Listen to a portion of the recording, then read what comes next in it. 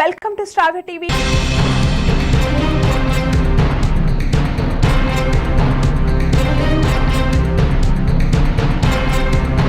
తోట్లవల్లూరు మండలం వల్లూరుపాలెం కరకట్ట రహదారిపై వల్లూరుపాలెం రైతులు తమ నిరసన తెలిపారు.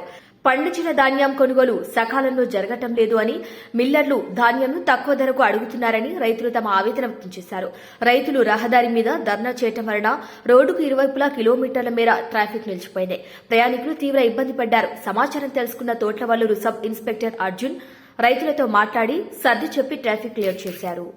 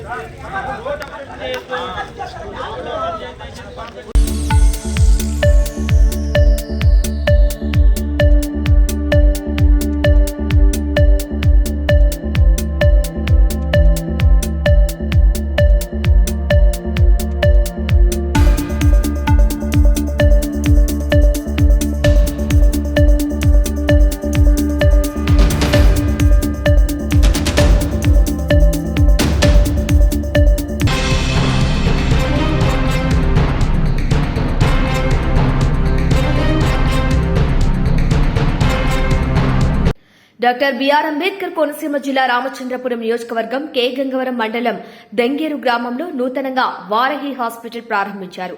ఈ సందర్భంగా డాక్టర్ సోడిశెట్టి తేజశివకుమార్ మాట్లాడుతూ అందరికీ అందుబాటులో ఉంటూ ఈ గ్రామీణ ప్రాంతంలో ప్రజలందరికీ సేవలు అందిస్తామని ఆయన తెలియజేశారు. నమస్కారం అండి. నా పేరు doctor Tejashivakumar Sodisetti, MD physician, equivalent MBBS అండి. ఇవాళ 5వ తారీఖు 12/2024 వారాహి హాస్పిటల్ దంగేరు గ్రామం పి గన్నవరం మండలంలో ప్రారంభించడం అయింది. నేను ప్రతిరోజు మధ్యాహ్నం 2 గంటల నుంచి 4 గంటల వరకు ఉంటానండి. బీపీలు, షుగర్లు, థైరాయిడ్, ఇంకా ఒళ్ళు నొప్పులు, ఎటువంటి సమస్యలైన విష జ్వరాలు, డెంగ్యూ, టైఫాయిడ్, మలేరియా, ఏ జ్వరాలకైనా సరే నా దగ్గర ట్రీట్మెంట్ పొందొచ్చండి. ఈ గ్రామంలో ఎటువంటి హాస్పిటల్ సదుపాయాలు లేవని నా దృష్టికి వచ్చి నేను ఇక్కడ సర్వీస్ అందించడానికి వస్తున్నాను. మీరు ఏ టైం అయినా సరే మనకి ఇక్కడ వేరే డాక్టర్ గారు, రియాజ్ గారు అని చెప్పేసి ఉంటారు. ఆయన 24 గంటలు అవైలబుల్గా ఉంటారు. మీకు ఏమైనా ఇబ్బంది ఉంటే నేను వీడియో కన్సల్టేషన్ ద్వారా కూడా మీకు చెప్పగలుగుతాను. ఇంకా ఏదైనా సమస్య ఉంటే మాత్రం నేను 2 గంటల నుంచి 4 గంటల వరకు ఉంటాను ప్రతిరోజు కూడా.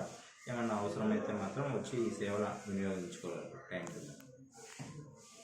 ఓకేనా?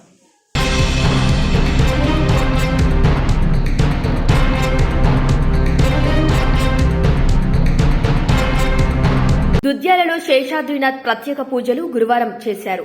ఈ సందర్భంగా దుద్వాలలో గ్రామ శివారులో గల శ్రీ సర్వేశ్వపురం ఆశ్రమం శ్రీగిరి శేషాద్రినాథ్ హరహర మహాక్షేత్రంలో గురువారం తెలంగాణ రాష్ట వైద్య ఆరోగ్య శాఖ మంత్రి దామోదర రాజా నరసింహ త్రిష జన్మదిన సందర్భంగా అంబికా శివయోగి ఆధ్వర్యంలో పూజలు నిర్వహించారు. శివకేశవ అష్టలింగేశ్వర స్వామివారికి ప్రత్యేక సంకల్ప సిద్ధితో పూజలు చేశారు.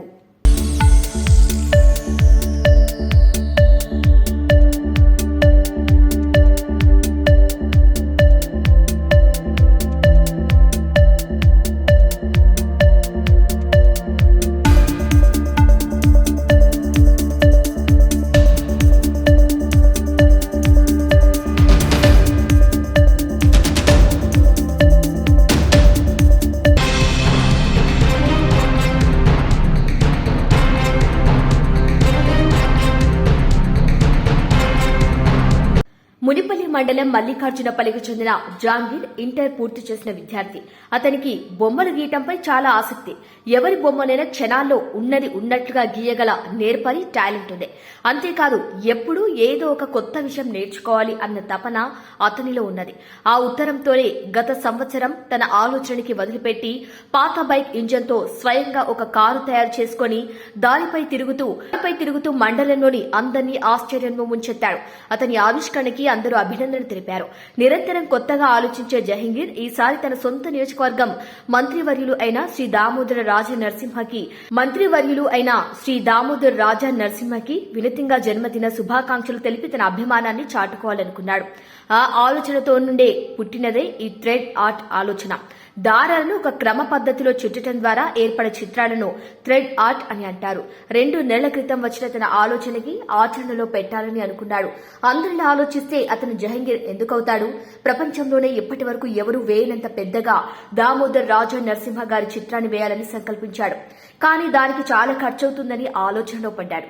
ఈ విషయాన్ని మల్కరినపల్లి గ్రామ కాంగ్రెస్ నాయకులు మహేష్ ని కలిసి తన ఆలోచనని మహేష్ అండ్ కలీం పాషాతో పంచుకున్నాడు. అతని ఆలోచన నచ్చిన మహేష్ నాయకులు రాయకూడదు వ్యవసాయ కమిటీ చైర్మన్ అయిన మంత్రి సుధాకర్ రెడ్డి వారి దగ్గర వచ్చి జహంగీర్ ని పరిచయం చేసి జహంగీర్ ఆలోచన నేను తెలుపగా వెంటనే దానికి కావాల్సిన ఆర్థిక సహాయం చేయడానికి తాను సిద్ధమని సెల్ఫీ కావాల్సిన అన్ని వస్తువులకి దాదాపు ₹1,00,000 ఆర్థిక సహాయం అందించారు. ఆర్థిక వనరులుగా అందగానే వారు చదువుకున్న మోడల్ స్కూల్లో ప్రిన్సిపల్ గా అనుమతితో పని మొదలుపెట్టాడు. గత 25 రోజులుగా తన అభిమాన నాయకుడిని ఊహించుకుంటూ ప్రపంచంలోనే అతిపెద్ద థ్రెడ్ ఆడితో తన అభిమాన నాయకుడు దామోదర రాజా నరసింహ చిత్రాన్ని రూపొందించారు. వారికి జన్మదిన శుభాకాంక్షలు తెలిపాడు. దీని సైజ్ వచ్చేసి 23x23 చదరపు అడుగులు, అంటే దాదాపు 20,050 మేకులు మరియు 60 కిలోమీటర్ల దారాన్ని ఉపయోగించి ఈ చిత్రాన్ని రూపొందించినట్లు జహంగీర్ తెలిపారు. ఈ సందర్భంగా జహంగీర్ మాట్లాడుతూ తన ఆలోచనను నిజం చేయడానికి సహకరించిన రాయగూడ వ్యవసాయ కమిటీ చైర్మన్ మంత్రి సుధాకర్ రెడ్డికి, మల్కరినపల్లి యువ నాయకులు మహేష్ కి, కలీం భాషాకి సహకరించి ప్రతి ఒక్కరికి ధన్యవాదాలు తెలిపారు.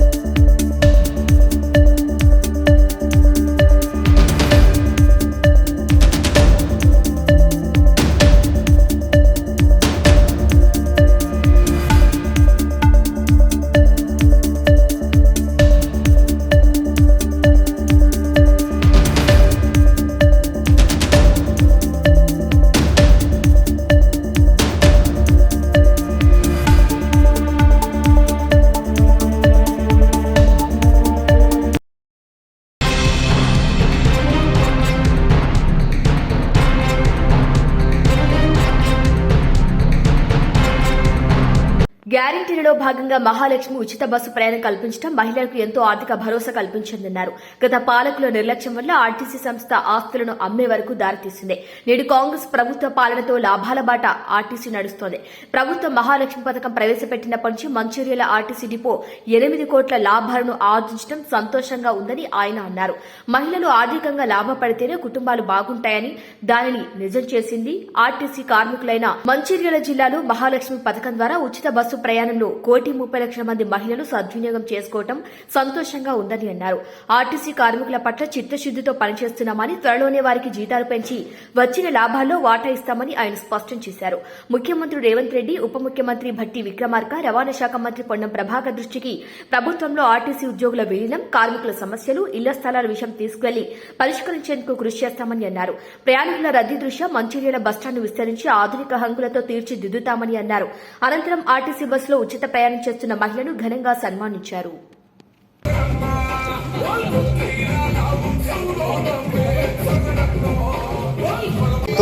ప్రవేశపెట్టినటువంటి మహాలక్ష్మి స్కీమ్లో భాగంగా మా మంచిర్యాల డిపో తరపున అందరి ఉద్యోగస్తుల తరపున ఇదే మా స్వాగతం, సుస్వాగతం. అందరూ చప్పట్లతో, కరతాళ ధ్వనులతో స్వాగతించవలసిందిగా విజ్ఞప్తి చేస్తున్నాం.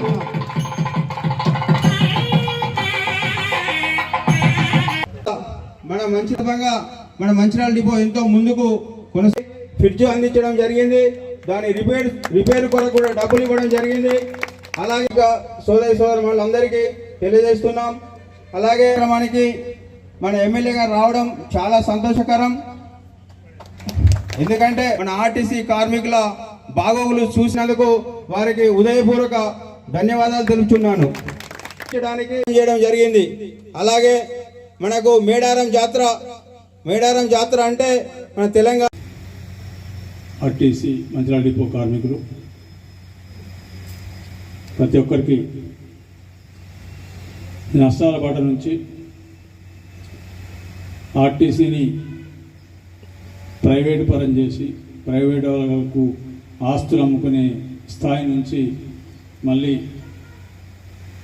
ఆస్తులు కూడగట్టుకునే స్థాయికి తీసుకురావడంలో సరే ప్రభుత్వం చేతిచ్చిన ప్రభుత్వం అన్ని రకాల సాయం చేసినా కూడా దీనికి మీ మేనేజ్మెంట్ కానివ్వండి లేకపోతే కార్మికులు కానీ అందరు సహకరించినప్పుడు మాత్రమే ఇది సాధ్యమైంది. అంతకుముందు డీజిల్కి వెళ్లకుండా బస్సులు నడవకుండా పరిస్థితి, ఆర్టీసీ మూతపడుతుందనే స్థాయి నుంచి వెళ్ళి ఇవాళ లాభాలు ఆర్జించే స్థితికి వచ్చినందుకు మీ అందరికీ ప్రత్యేకంగా హృదయపూర్వకంగా అభినందన తెలియజేస్తున్నా. తప్పకుండా ప్రభుత్వం ఉన్నది మొట్టమొదటి నుంచి కాంగ్రెస్ పార్టీ ఆలోచన విధానం మహిళలను బాగు చేస్తే, మహిళలకు లాభం చేస్తే, మహిళలను ఆర్థికంగా గట్టిగా చేసినప్పుడు కుటుంబాలు బాగుపడితేనే ఒక ఆలోచనతోటి మొదటి నుంచి కూడా కాంగ్రెస్ పార్టీ దాదాపు 30-40 సంవత్సరాల నుంచి ఒకటే ఆలోచన దొరుకుతుంది. దాంట్లో భాగంగానే మహాలక్ష్మి స్కీమ్ కింద ఏదైతే ఎన్నికల సందర్భంలో గ్యారంటీ ఇచ్చామో దాంట్లో భాగంగా డిసెంబర్ 9, 2023 నాడు మా అధినాయకురాలు సోనియా గాంధీ బర్త్డే నాడు ఈ కార్యక్రమం గవర్నమెంట్ గెలిచిన తర్వాత ప్రభుత్వం ప్రమాణ స్వీకారంతో రెండో రోజే ఈ కార్యక్రమం తీసుకోవడం జరిగింది. తీసుకున్నప్పుడు చాలామంది భయపడ్డారు, ఇబ్బంది పడ్డారు, ఏమైందని. ఒక 4-5 నెలల లోపనే దాని ఫలితాలు కనబడ్డాయి. ఇప్పుడు ఇంతకుముందే జనార్దన్ గారు చెప్తాను, ఏప్రిల్ నుంచి ఇప్పటి వరకు 8 నెలలు అయింది. 8 కోట్ల రూపాయలు ఈ డిపో ఒకటి ఆర్జించి చెప్తాను. నిజంగా నాకే ఆశ్చర్యం వేస్తుంది. ఆ స్థాయి నుంచి ఈ స్థాయికి తీసుకొచ్చినందుకు అందరికీ, మేనేజర్ గారికి, మరి వారితో పాటు ఉన్న కార్మిక బృందానికి, ఈ సభ్యులు, వెల్ఫేర్ సభ్యులందరికీ ప్రత్యేకంగా అభినందనలు, ధన్యవాదాలు. 1,30,00,000 మహిళలు ఇప్పటివరకు, అంటే 1,30,00,000 మంది ఈ ఉచిత బస్సు సౌకర్యం ఈ సంవత్సర కాలంలో వాడుకున్నారు. దాదాపు ఇది చూసినప్పుడు నెలకు 15 లక్షల నుంచి 16 లక్షల మంది ఈ ఉచిత బస్సు సౌకర్యం వాడుకోవడం జరిగింది. దీంతోపాటు ఈ డిపోలో ఉన్న 497 మంది కార్మికులు కానివ్వండి, మేనేజ్మెంట్ స్టాఫ్ కానీ అందరు కలిసి అందరి సమిష్టి కృషితోటి ఇది సాధ్యమైంది. దీంతోపాటు డిపోలో 151 బస్సులు ఉన్నట్టున్నాయి. 151 సొంతం 151 బస్సులు ఉన్నాయి. దాదాపు డైలీ 62,000 కిలోమీటర్ల ప్రయాణం ఈ బస్సులు చేస్తున్నాయి. ఇది జిల్లాలో కానీ బయటికి కానీ. ఈ రకంగా దినదినాభివృద్ధి చెంది ఆర్టీసీ ఇంకా ముందుకోవాలని తప్పకుండా ఇంతకుముందు ఏదైతే మిత్రులు చెప్పారో ప్రభుత్వంలో విలీనం చేయడం అనేది అది పూర్తి అంటే నా పరిధిలో ఉన్న అవసరం కాదు. తప్పకుండా ఈ ప్రతిపాదన మిత్రుడు ఆర్టీసీ ట్రాన్స్పోర్ట్ మంత్రి పొన్నం ప్రభాకర్ గారితో మాట్లాడి లాభ నష్టాలు బేరీ చేసి కార్మికులకు ఏ రకంగా లాభం అయింది అనేది ఒకటి చూసుకొని, ఎందుకంటే ఇదివరకు ఉన్న పెన్షన్ స్కీమ్ ఈరోజు ప్రభుత్వం లేదు. మిమ్మల్ని తీసుకుపోయగలిగితే మీకు లాభం అయితే నష్టం అయితే నాకు తెలియదు. సరే, ఆ లెక్కలను చూసిన తర్వాత ఏ రకంగా కార్మికులను కాపాడుకోవడం, మహిళలు ఎట్లా కాపాడుకుంటాం, మీ కార్మికులు కాపాడుకుంటేనే మా డిపోలు మంచిగా ఉంటాయి, బస్సులు మంచిగా ఉంటాయి, మహిళలు మంచిగా ఉంటాయి. అన్ని రకాల అటువంటి చర్యలకు ఖచ్చితంగా మాట్లాడతాం. ఏదైనా కూడా చర్చల ద్వారా సాధ్యమైంది. చర్చలు చేసి మొత్తం లెక్కలు చేసి మా ఆర్థిక మంత్రి భట్టి గారు మాత్రం బాగా ₹1 లెక్క పెడతారు. సో దాన్ని దృష్టిలో పెట్టుకొని చేయాల్సి వస్తుంది. ఈ రెండో విషయం, బస్ డిపోకు మన బస్ స్టాండ్ గురించి నాకు కూడా ఆలోచన ఉన్నది. కాకపోతే జనార్దన్ గారు అన్నట్టు వేరే దగ్గర స్థలం తీసుకుని బస్ స్టాండ్ పెట్టే పరిస్థితి ఇప్పుడు ఈ టౌన్కు పరిసర ప్రాంతాలు చేస్తాం. అంత కనీసం 5 ఎకరాలు కాదు, 5 ఎకరాలు లేదు. ఈరోజు ఎక్కడో ఒక్కడ తీసుకొని పెడితే ప్రయాణికులు ఇబ్బంది పడుతుంది. ఇప్పుడు డిపోకు చాలా ప్లేస్ ఉన్నది. సరే, ఇప్పుడు డిపోను ఒక 50 మీటర్లు 100 మీటర్లు వెనుక తీసుకొని ఇంకేమైనా సరే దీనికి సంబంధించిన కన్స్ట్రక్షన్ కానివ్వండి, రెనోవేషన్ కానివ్వండి ఏమైనా ఉంటే ఈ మంత్రి గారితో ఎండి సత్యనారాయణతో మాట్లాడి దాన్ని ఏర్పాటు చేస్తాం. కానీ ఇప్పుడు బస్ స్టాండ్ తీసుకుపోయి 5 ఎకరాల జాగా ఇంకా ఎక్కడికి దగ్గర దొరుకుతుంది, కానీ ప్రయాణికులకు అనుకూలంగా ఉండదు. దాన్ని దృష్టిలో పెట్టుకొని ప్రయాణికులు ఈ బస్ స్టాండ్ అనేది అలవాటు అవుతుంది. దాన్ని దృష్టిలో పెట్టుకొని నీకు ఎట్లాగో ఆదాయం కలుగుతుంది. ఎందుకంటే సార్ డిపో ఎన్నికో తీసుకుంటే ముంగట కొన్ని షాపింగ్ కాంప్లెక్స్ అటువంటి చూసుకునే అవకాశం ఉంటుంది. కాబట్టి తప్పకుండా సార్ డిపో కూడా నాకు గుర్తున్నాయి. అప్పుడు డిగ్రీ ఫైనల్ ఉన్నప్పుడు మరీ చెన్నారెడ్డి గారు వచ్చి ఇక్కడ డిపో కానీ బస్ స్టాండ్ ఓపెన్ చేసి 1979 జరిగింది. ఓపెనింగ్ మాత్రం డాక్టర్ మర్రి చెన్నారెడ్డి గారు వచ్చి ముఖ్యమంత్రి 79లో డిపో కానీ బస్ స్టాండ్ కానీ ఓపెనింగ్ చేయడం జరిగింది. అంతవరకు ఇక్కడ 2 డిపోలు ఉండే ఉమ్మడి జిల్లాలో. Asifabad depot, Nirmal depot. మంచిర్యాల 3వ డిపో అయింది. మంచిర్యాల తర్వాత ఆదిలాబాద్ డిపో అయింది. ఈ రకంగా మంచిర్యాలకు ఒక విశిష్టత ఉంది, ఒక ప్రాముఖ్యత ఉంది. ఈ రకంగా లాభాల పట్ల తీసుకపోతే ఖచ్చితంగా మీ మంత్రితో మాట్లాడి ఏ రకంగా అయితే సరే మొత్తం రాష్ట్రానికి పరిస్థితి కానీ అట్లీస్ట్ మా డిపోకి అయితే కేవలం చేయమని అడిగే ధైర్యం హక్కు నాకు ఇచ్చింది కాబట్టి ఖచ్చితంగా మీకు సంబంధించిన మట్టుకు కానీ ఈ మహాలక్ష్మి స్కీములు ఎవరైతే అక్కా చెల్లెలు వాడుకుంటారో వాళ్ళకి సంబంధించిన సంస్థ లాభాలు రావాలి. దాంట్లో ఖచ్చితంగా కార్మికుల పాత్ర గణనీయంగా ఉంటుంది. కార్మికులు కూడా ఎంతో కొంత లాభాలలో వాటా అయితే ఇవ్వాల్సిందే. తప్పకుండా దాని గురించి కూడా మాట్లాడాలని చర్చిస్తాం. దీంతో పాటు ఈ సంస్థకున్న ఆస్తులు అవుతున్నాయో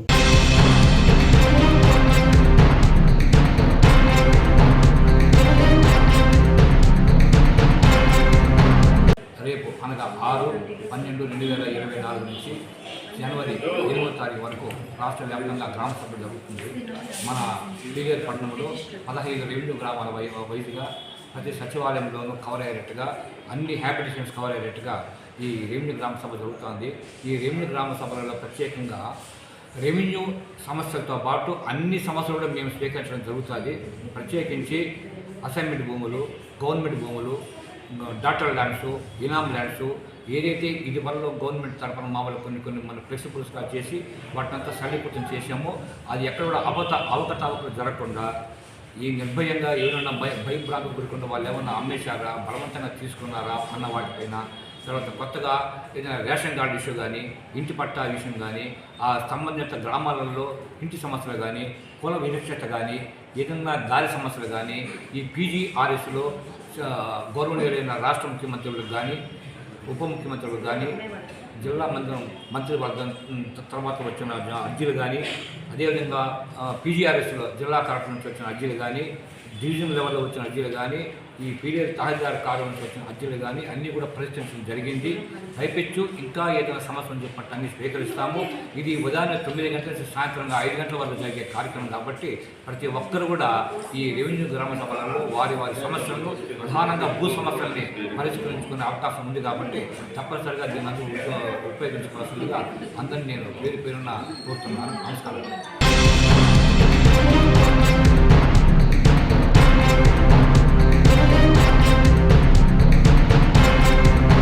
ప్రభుత్వానికి ప్రజలకు మీడియా వారధిగా నిలవాలని శాసనమండలి చైర్మన్ గుత్తా సుఖేందర్ రెడ్డి అభిప్రాయపడ్డారు. సంచలనం కోసం అవాస్తవాలు ప్రచారం చేయడం ఇప్పుడు కొన్ని మీడియా సంస్థలకు అలవాటుగా మారిందని, దానివల్ల మొత్తం మీడియా ఇమేజ్ కు భంగం వాటిల్లుతుందన్నారు. గురువారం నల్గొండ ప్రెస్ క్లబ్ ఆధ్వర్యంలో యశోద హాస్పిటల్ వారి సహకారంతో ఏర్పాటు చేసిన జర్నలిస్టుల మెడికల్ క్యాంపును గుత్తా సుఖేందర్ రెడ్డి ప్రారంభించారు. ఈ సందర్భంగా ఆయన మాట్లాడుతూ కేవలం వార్తలు, వృత్తే కాకుండా సామాజిక సేవ కార్యక్రమాలు కూడా జర్నలిస్టులు చేపట్టడం అభినందనీయమన్నారు. కొత్తగా ఏర్పడిన నల్గొండ ప్రెస్ క్లబ్ కార్యవర్గం ఇటీవలి వనభోజనాలు కూడా ఏర్పాటు చేసుకుని ఒక చోట కలవటం శుభ పరిణామమని, జర్నలిస్టులకు ఎల్లవేళలా తాను అండగా ఉంటారని సుఖేందర్ రెడ్డి తెలిపారు. కంప్లైంట్ చేయలేదంటే వార్తలు పెట్టుకుంటారు సర్పంచ్.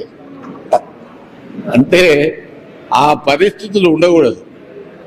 ఆసుపత్రులు అంటే ఇప్పుడు డాక్టర్లు అంటే వైద్యం మనకు అందించడానికి వాళ్ళు ఉన్నారు. వాళ్ళ మీద దాడులు చేస్తే ఏమొస్తుంది? అక్కడ వాళ్ళు కూడా ఎంప్లాయీసే కదా. అక్కడ పనిచేసే ప్రతి ఒక్కరు కూడా వాళ్ళ వృత్తిపరంగా వాళ్ళ వృత్తి ధర్మాన్ని నిర్వహిస్తూ ఉంటారు. కాబట్టి వాళ్ళకి ఇచ్చే గౌరవానికి ఇవ్వాలి, చెప్పేది ఈ విధంగా చెప్పాలి తప్ప దౌర్జన్యం చేసేటువంటి పరిస్థితి రాకూడదు. అదేవిధంగా ఆసుపత్రులు కూడా చాలా పద్ధతి ఎమ్మడి పేదవాళ్ళను కూడా చూడాల్సినటువంటి అవసరం ఉంది. నిజమైనటువంటి డయాగ్నోస్ చేసి ఎంత తక్కువ ఖర్చుతో అతనికి ట్రీట్మెంట్ ఇవ్వగలిగేటువంటి పరిస్థితి మరి ఆసుపత్రులు కూడా రావాల్సినటువంటి అవసరం. ఇవాళ రేపు ఎందుకంటే రాష్ట్ర ప్రభుత్వం కూడా దాదాపు ఇప్పుడు 32 మెడికల్ కాలేజీలు ఉన్నాయి మన రాష్ట్రంలో. మెడికల్ కాలేజీ వచ్చిందంటే కంపల్సరీగా డాక్టర్ల యొక్క సంఖ్య పెరుగుతుంది, ప్రొఫెసర్స్ యొక్క సంఖ్య పెరుగుతుంది, ట్రీట్మెంట్ అందించేదానికి అవకాశం వస్తుంది. మన పేషెంట్లు కూడా ఎట్లా తయారైందంటే ఏసీలకు అలవాటు పడ్డారు. వాళ్ళు కూడా హాస్పిటల్ అంబులెన్స్ చూసిపోతా ఉన్నారు. ఏంది పోయి ఆయన తడి మోపెట్టి బిల్ వేయంగానే మళ్ళీ మా మీద పడుతుంది వచ్చి. కాబట్టి ఇటు సీఎం రిలీఫ్ ఇప్పించినా వాళ్ళు కోలుకునే పరిస్థితి లేదు. లేకపోతే లక్షలాది రూపాయలు అనవసరమైనటువంటి వాటికి మొదలు డాక్టర్ దగ్గరికి పోగానే మొత్తం ఇంత పెద్ద లిస్టు డయాగ్నోసిస్, ఇది ఈ టెస్ట్ చేయి, ఆ టెస్ట్ చేయి, ఆ టెస్ట్ చేయి, ఈ టెస్ట్ చేయి, ఇది ఆ టెస్ట్ల కానీ వాడు అయిపోతుంది. ఈ పరిస్థితి ఉన్నది. చాలా మంది మాకు రోజువారీ కార్యక్రమంలో ఇదే పెద్ద పని. 10 రోజులు ఒక ప్రైవేట్ హాస్పిటల్లో ఉంటాడు, ఉన్న కాడికి పిలుచుకుంటాడు, సార్ గారు నిమ్స్కి రావాలండి. కొంతమంది అయితే వెంటిలేటర్ మీద ఉంటే వాడిని తీసుకురావాలి ఆడికి నిమ్స్కు. ఆ వెంటిలేటర్ మీద ఎట్లా తెస్తారని ఆయన వాడు ఏడుకెళ్ళి ఆడి పోయేవరకు పోతాడు, ఈ పేషెంట్ అని కూడా చెప్తూ ఉంటాం. కాబట్టి ఈ రకమైనటువంటి ఇబ్బందులు ఉన్నాయి. నాకైతే కొంతమంది డాక్టర్లు చెప్తారు, హాస్పిటల్ అయినా నీకు ఇంత మార్జిన్ పెడతాడు, నువ్వు ఏం చేస్తావో ఏం కథ తెలియదు, నేను లెక్క ప్రకారం ఇంత నువ్వు బిల్ చేయాల్సిందే ఏంది అనేటువంటి పరిస్థితులు కూడా కొన్ని ఆసుపత్రుల్లో ఉన్నాయి. కాబట్టి ఇవన్నీ కూడా సమాజంలో మంచిది కాదు. కాబట్టి ఈ సమాజము ఒక వాస్తవ పరిస్థితుల్లో పరిస్థితులకు అనుగుణంగా పోవాలన్నప్పుడు పత్రికా రంగం కూడా చాలా జాగ్రత్తగా జరుగుతున్నటువంటి విషయాల మీద మరి ప్రజలను చైతన్యం చేసేటువంటి వైపు మీ ప్రయత్నం ఉండాలని, అదేవిధంగా ఈరోజు మీరు ప్రెస్ క్లబ్ ఆఫ్ నల్గొండ ద్వారా హెల్త్ క్యాంప్ నిర్వహించడం, మననే మీ మధ్యలో మీ కొత్త బాడీ రావడం, అందరూ కలిసి పనిచేయండి, అందరూ కలిసి ప్రయాణం చేస్తేనే మీ సంఘం కూడా గట్టి ఉంటుంది, మీ సమస్యలు కూడా పరిష్కారం అవుతాయి. కాబట్టి మీ అందరినీ కూడా మరొకసారి అభినందిస్తూ సెలవు తీసుకుంటా ఉన్నాను. జై హింద్. మీ సహాయ సహకారాలు ఉంటే ఈ ప్రెస్ క్లబ్ ముందు పోతుంది. ఆ రోజు కూడా మీకు కలిసాము. ఆ భవనానికి కూడా శాశ్వత భవనానికి హామీ ఇచ్చారు, అదొకటి చేసి పెడతారని ఆశిస్తూ ఈ సమయం ఇచ్చి ఇక్కడికి పిలవగానే వచ్చినందుకు మరొక్కసారి చైర్మన్ గారికి కృతజ్ఞతలు తెలియజేస్తాం.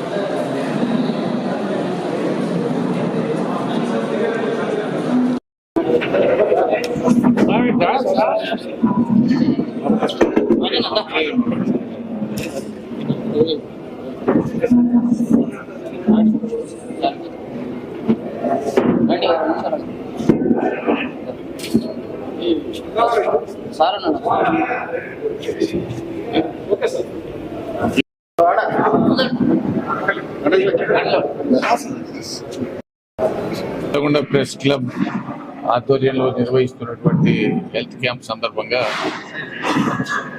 పాత్రికేయ మిత్రులకు, ప్రెస్ క్లబ్ సోదరులందరూ కూడా నేను ప్రత్యేకంగా అభినందనలు తెలియజేస్తూ ఉన్నాను. పత్రికా రంగంలో పనిచేయడమే కాదు, సోషల్ సర్వీస్లో కూడా మా వంతు పాత్ర ఉన్నది అనేటువంటి విషయంలో వాళ్ళు ముందుగా ఈ కార్యక్రమాన్ని తీసుకోవడాన్ని మనం అభినందించాలి. అదేవిధంగా పత్రికా రంగంలో ఉన్నటువంటి పలు సమస్యలను కూడా పరిష్కారం చేసుకోవడానికి వాళ్ళందరూ కూడా కలిసికట్టుగా మననే ప్రెస్ క్లబ్ ఎన్నికలు కూడా నిర్వహించుకున్నారు. మీకు సంపూర్ణమైనటువంటి సహకారాన్ని మా ద్వారా అందించడం జరుగుతుంది అనేటువంటి విషయాన్ని కూడా నేను సందర్భంగా మనవి చేస్తా ఉన్నాను.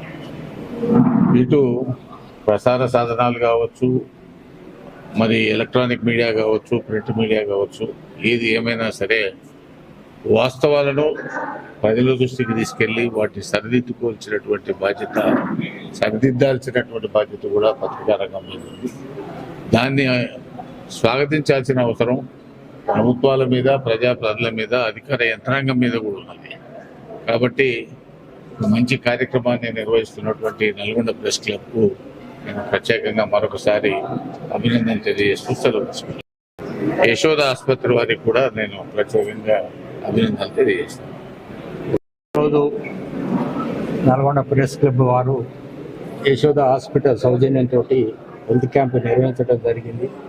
దీనికి చీఫ్ గెస్ట్గా మండల చైర్మన్ సుఖేందర్ రెడ్డి గారు మరియు యశోద హాస్పిటల్ డాక్టర్స్ వారికి ప్రత్యేక కృతజ్ఞత తెలియజేస్తున్నాం.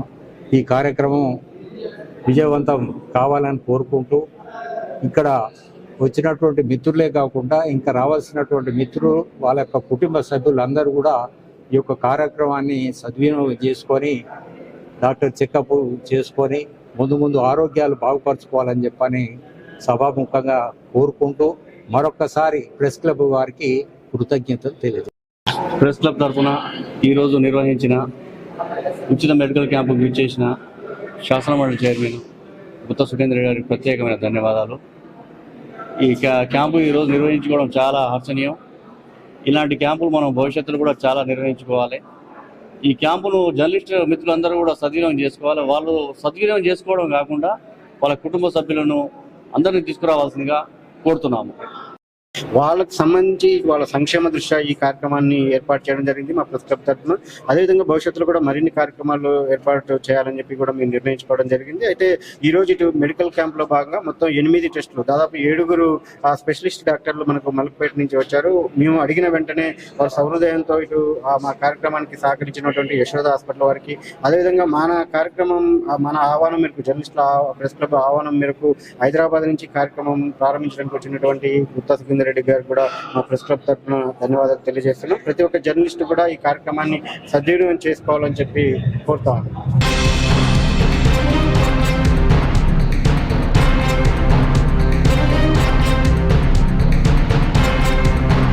తన భర్త ఆరోగ్యం సరిగ్గా లేదని డబ్బున్న వాళ్లను ఎరగావేసి వారి వద్ద నుండి అందినంత దోచుకుంటున్న లేడీ హోంగార్డ్ ను కటకటాల్లోకి నెట్టివేసిన సంఘటన జిల్లాలో జరిగింది.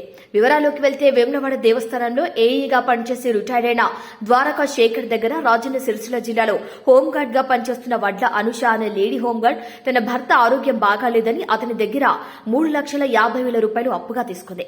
6 నెలల్లో తిరిగిస్తానని చెప్పి ఇవ్వకపోవడంతో డబ్బుల గురించి అడిగితే అనుష శేఖర్ ను పెళ్లి చేసుకున్నానని తప్పుడు పెళ్లి పత్రికతో పాటు మార్ఫింగ్ చేసిన ఫోటోలను అసత్య ప్రచారం చేస్తూ 5 లక్షల రూపాయలు డిమాండ్ చేయడంతో పరువు పోతుందని భయపడి శేఖర్ 5 లక్షల రూపాయలు అనుషకు ముట్ట చెప్పాడు. కానీ మళ్లీ ఆమె అలాగే బెదిరిస్తూ మరో 2 లక్షల రూపాయలు ఇవ్వమని బెదిరించింది. ఇక విసిగి వేజారిపోయిన శేఖర్ వేములవాడ పోలీస్ స్టేషన్లో ఫిర్యాదు చేయగా పోలీసులు కేసు నమోదు చేసి హోంగార్డు అనుషను రిమాండ్కు తరలించారు. అలాగే లేడీ హోంగార్డు వరలో పడి డబ్బులు పోగొట్టుకున్న వారు పోలీస్ స్టేషన్లో ఫిర్యాదు చేయాలని వేములవాడ పట్టణ సీఐ వీరప్రసాద్ తెలిపారు. నిన్న ద్వారకా అనుష అలియాస్ వనిత అనే హోంగార్డ్గా పనిచేసినటువంటి ఆమె మీద నిన్న కేసు నమోదు చేసి జైలుకు పంపడం జరిగింది. ఈ వేములవాడకు చెందిన ద్వారకా శేఖర్ అనే వ్యక్తి ఇచ్చిన ఫిర్యాదు మేరకు ఈ కేసు నమోదు చేయడం జరిగింది. ఈ లేడీ హోంగార్డ్ ఏం చేస్తుందంటే బ్లాక్మెయిల్ చేస్తుంది అన్నట్టు, ఎక్స్ట్రాక్షన్ చేస్తుంది.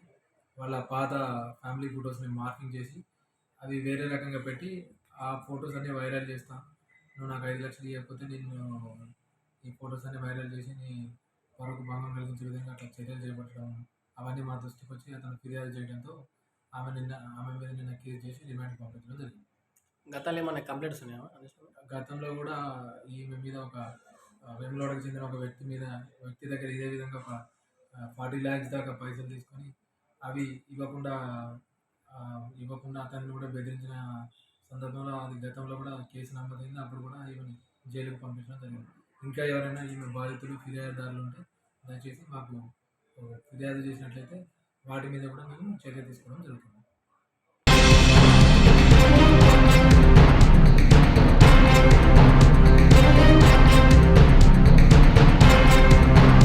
Multiple updates. Keep watching Star TV.